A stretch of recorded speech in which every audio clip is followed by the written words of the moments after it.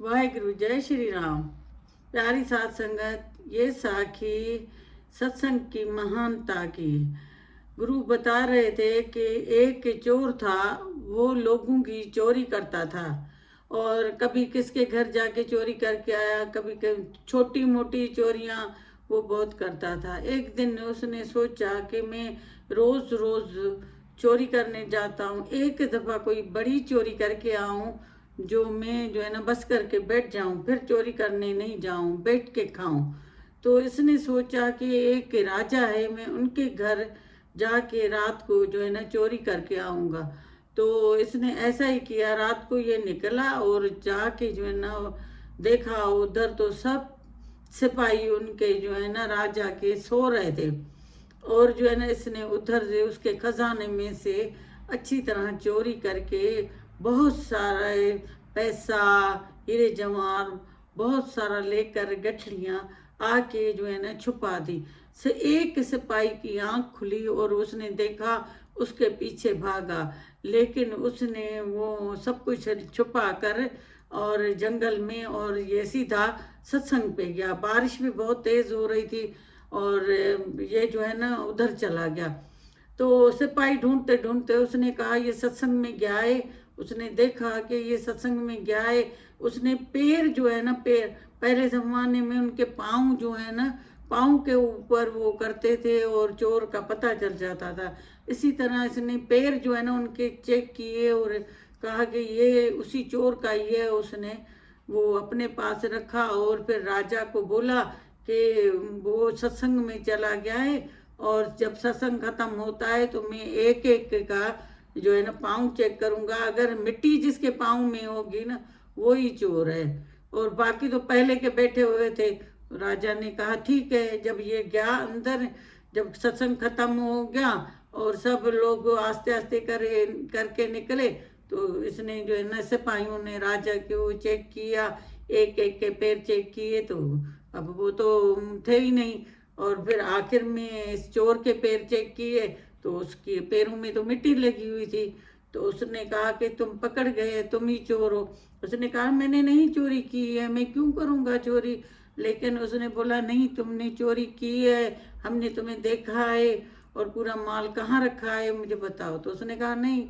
इसने जाके राजा को बताया कि चोर मिला है लेकिन चोरी का नहीं मान रहा है। राजा ने कहा चले मैं इधर इसको बुलाओ, मैं बात करता हूँ।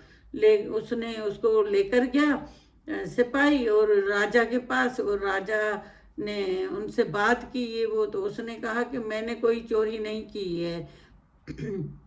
तो उसने कहा नहीं जो है ना चोरी तो इसने की है। सिपाहियों ने बोला मैंने खुद देखा है कि ये चोरी करके अंदर गया है, इसके पैर मिट्टी में भरे हुए, बाहर बारिश हो रही थी, तो चोर यही है।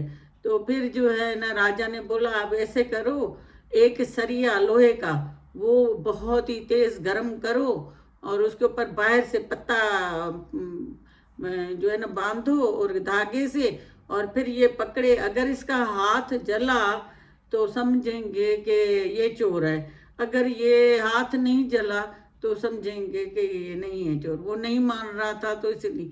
और फिर जो है ना उसने कहा कि ठीक है। फिर लोहे का सरिया गरम किया और उसके बाद उसमें बेल पत्तर के पत्ते बांधे धागे के साथ और इसको दिया चोर को, पकड़ो अब।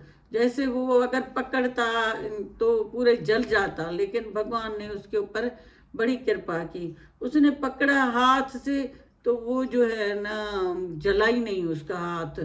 तो फिर उसने कहा कि देखो रे, हाथ तो जला ही नहीं है। और इसका राजा ने बोला फिर तुम लोग झूठ बोल रहे हो, तुम लोग जो है ना वो झूठ बोल रहे हो, इसने राजा ने चोरी नहीं की है। उसने कहा नहीं इसने की है, इसने ही की है और ये झूठ बोल रहा है।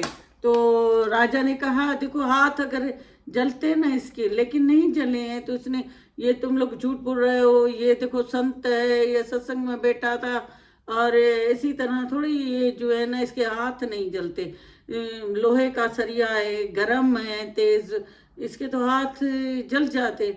लेकिन उसने राजा ने बोला ठीक है अब मैं सिपाहियों को सजा दूंगा। और ये खामखा इन संत के ऊपर जो है ना ये बोल रहे हैं कि नहीं इसने चोरी की है। तो जब उनको डांट रहा था राजा और बहुत ही जोर से और उसको कह रहा था तुम्हें ही सजा मिलेगी, तुम्हें जेल में भेजूंगा सिपाहियों को, तो फिर उसने चोर ने बोला कि नहीं नहीं नहीं नहीं चोरी मैंने की है। तो राजा बोल रहा था तुम कहाँ से करोगे, तुम तो संत हो, तुम कहाँ से करोगे, अरे तुम करते तो अगर तुम चोरी करते तो तुम्हारे हाथ पूरे जल जाते, लेकिन वो तो कुछ भी नहीं हुआ है ना। तो उसने कहा नहीं तुमने चोरी नहीं की है। तो उसने कहा कि ठीक है, अरे मैं आपको जो है ना बताता हूँ कि मैंने वो माल जो है ना कहाँ छुपा के रखा है। फिर जो है ना सिपाही को बोला कि इस जगह इधर जाओगे, इधर मैंने वो छुपा के रखा है, आप जाके जो है ना लेकर आए। फिर उसको राजा को भी लगा कि हाँ इसने चोरी किया। फिर पूछा कि तुम कैसे बोल रहे हो, तुम्हारे हाथ नहीं जले, नहीं तो चोर होता झूठ बोलता तो उसके हाथ ही जल जाते हैं। तो उसने फिर अपनी बात बताई कि मैं जो है ना इस सत्संग में आया था जब चोरी करके ना माल छुपा कर, और मैं सीधा सत्संग पे आया, आपके सिपाही लगे, मैं आके सत्संग पे बैठा। और मैंने जब सत्संग में ना वो सत्संग सुना ना तो उसमें बता रहे थे कि सत्संग में के जो है ना जो इस दरवाजे पे आज सत्संग में आया है और उसको जो है ना आज से नया जन्म मिला है। तो इसी वजह से मैंने वो सुना, तो मैंने कहा कि मुझे तो नया जन्म मिला है, मैंने तो ये अगले जन्म में चोरी की थी, अभी थोड़ी की है, मैं सत्संग में बैठा हूँ और मेरा तो ये नया जन्म है और मैंने तो ये गुजरे हुए उसी में मैंने चोरी की है। तो इसी वजह से मैंने मुझे पूरा भगवान के वचनों के ऊपर यकीन था, तो मैंने इसीलिए हाथ से लोया पकड़ा तो भी मेरे हाथ नहीं जले। तो मेरा तो ये नया जन्म है, इसमें तो मैंने चोरी की ही नहीं, वो गुजरा हुआ जन्म था वो चला गया। सत्संग में गुरु बोल रहा था कि जो भी लोग इधर आए हैं आज सत्संग पे पाँव रखा है इस दरबार में, तो वो उनका नया जन्म है। और जो है ना आप लोग वचन लेकर जाओ, और अगर मुश्किल कोई आई तो मैं बैठा हुआ हूँ, आप लोगों का नया जन्म है। तो इसीलिए कहते हैं कि सत्संग की ये बड़ी महानता है, और जो है ना सत्संग में जो भी बंदा आएगा ना तो वो यही गुरु आके उनको बचाएगा। तो इसीलिए वो चोर जो था वो बच गया। फिर राजा ने बोला उसको कि अब ऐसा करते हैं कि तुम हम साधु हो और मैं तुम्हें कुछ जो है ना तुमने चोरी की है और तुमने सच्चाई भी बोली है, सच्चा बोला, तो अब जो है ना मैं आपको थोड़ा सा पैसा देता हूँ। फिर राजा ने कुछ उनको जो है ना दिया, वो नहीं ले रहा था, कह रहा था नहीं मेरे मुझे जो है ना सत्संग ने बचाया है, मुझे जो है ना नहीं तो फांसी आती, आप राजा हो मुझे फांसी दिलवाते, और मुझे सब कुछ मिल गया है, मैं सत्संग में आया हूँ ना तो मुझे सब कुछ मिल गया है, तो मैं जो है ना अब आपसे कुछ भी नहीं लूँगा। लेकिन राजा ने बोला कि नहीं, तुम जो है ना ये थोड़ा बहुत ले लो, और जो है ना आप सच्चे भगत हो और आपका जो है ना पुराने कर्म खत्म हो गए हैं, और तुम अब चोरी नहीं करना और बस सत्संग को ही सुनना। तो कहते हैं कि फिर वो राजा भी उसको देख के और उसकी सच्चाई को और सत्संग में इतना, तो वो भी राजा भी सत्संग में आने लगा।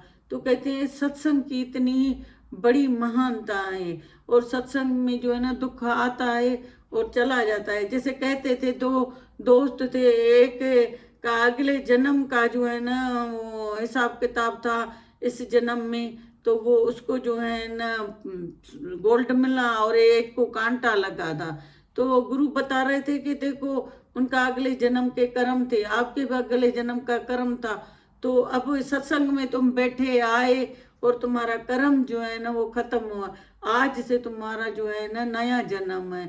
तो वो बहुत खुश हुआ सत्संग सुन के।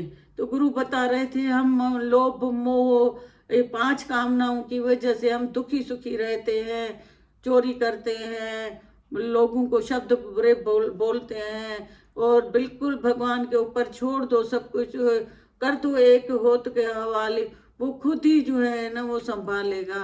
तो ये था गुरु सत्संग की महानता का पहला पाठ। तो गुरु कहते हैं कि सत्संग में आते रहो, अपना जन्म जो है ना सफला करो। तो थैंक यू। वाहिगुरु। जय श्री राम।